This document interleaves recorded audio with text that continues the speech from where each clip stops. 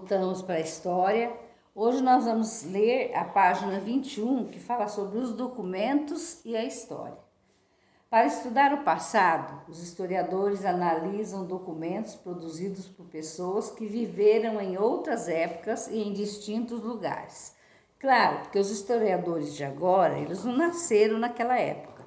Então, eles fazem nada mais, nada menos que uma pesquisa. E eles vão pesquisar em escritos, né, de outras épocas, e nem sempre na nossa língua, em outras linguagens. Eles vão estudar as linguagens e vão pesquisar. Por meio de estudo desses documentos, os historiadores podem escrever informações sobre o que aconteceu antigamente. Por exemplo, quando a gente estuda a história do Brasil, ninguém do tempo de agora participou daquela época, só que eles foram buscar nos documentos que marcam, nas cartas, nos escritos, nos vestígios da terra que deixaram, para entender como era a história. Aí eles escrevem os livros. Quando são usados para estudo do passado, esses documentos recebem o nome de fontes históricas. Então, fontes históricas. O que é? O que a gente estuda na matéria de história.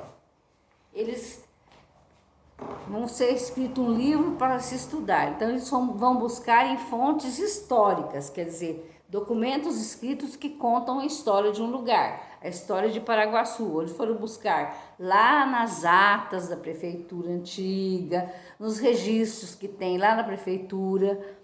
Então, aí se escreve a história na oralidade também das pessoas, né? Mas não, e nos documentos principalmente, porque o documento é uma coisa que é importante, é real, é verdadeira.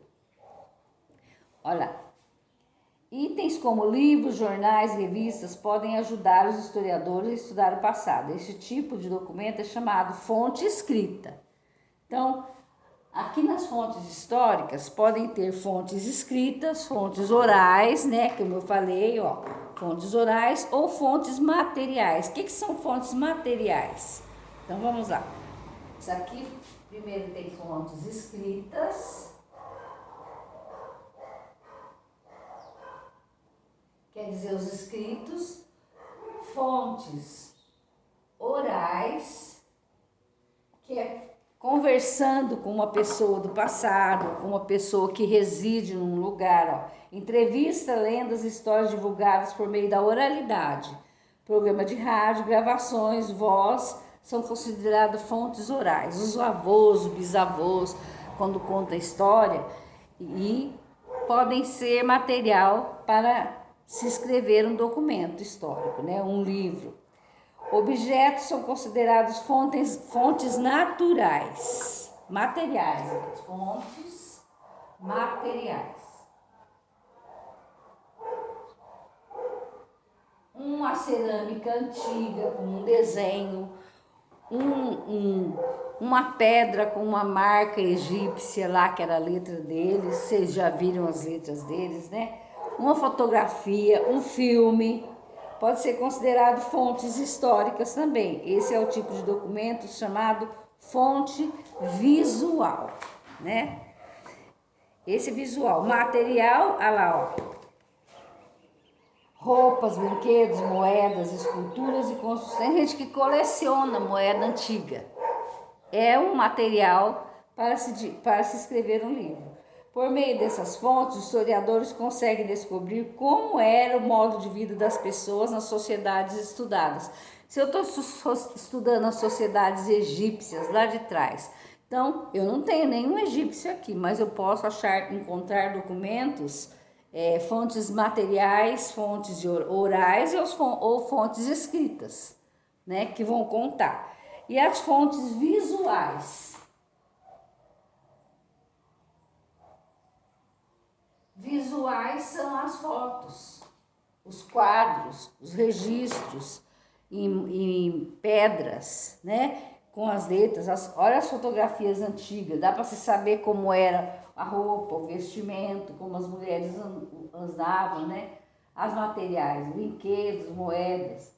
Fotografias, filmes e pinturas podem ser consideradas fontes históricas. Esse tipo de documento é chamado de fonte visual. Então, essa parte de história é muito interessante. Aí, lá na frente, nós temos as atividades, ó. Na página 22 agora, a atividade.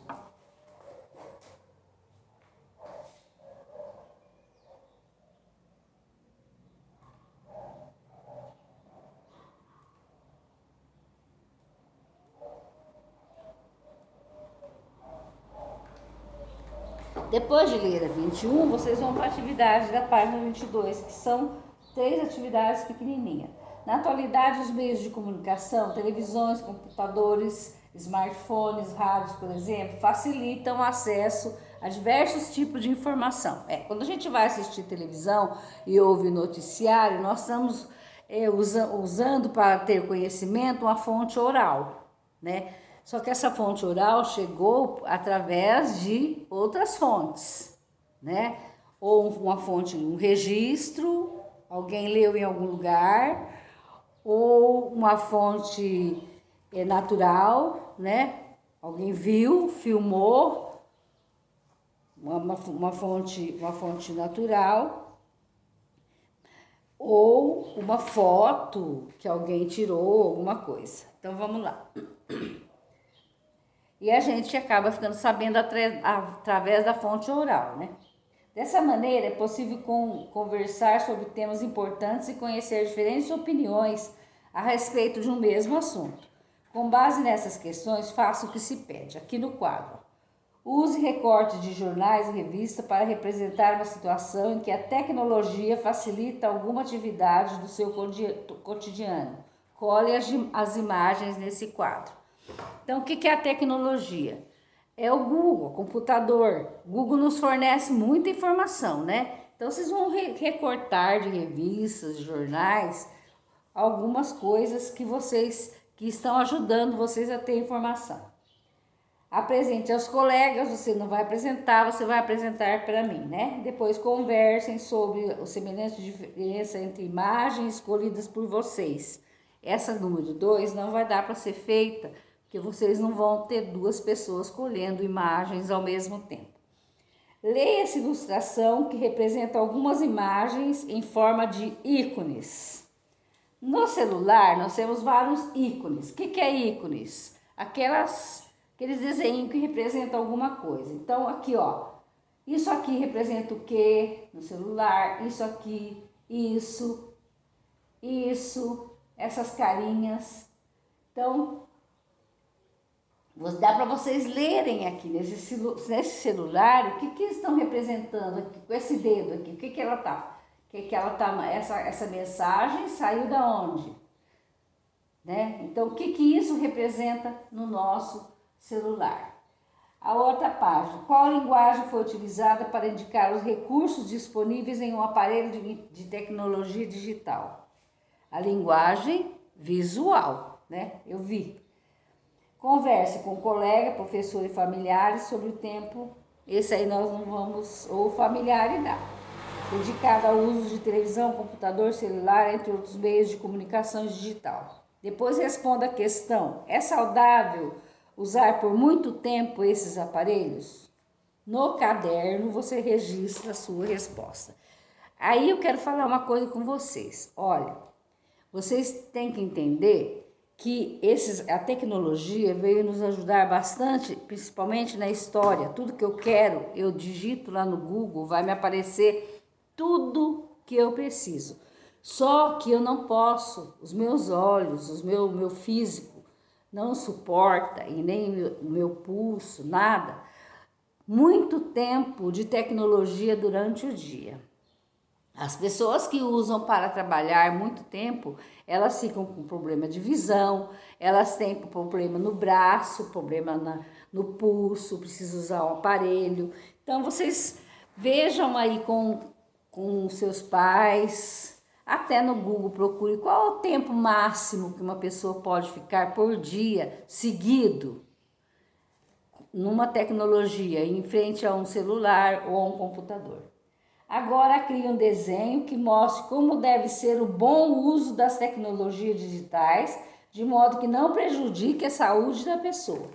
É você que vai criar aqui. Como que você vai fazer usar esses meios de informação que não vai prejudicar a sua saúde, certo? Você vai desenhar aqui na página 22, atividades, página 22 e 23, certo?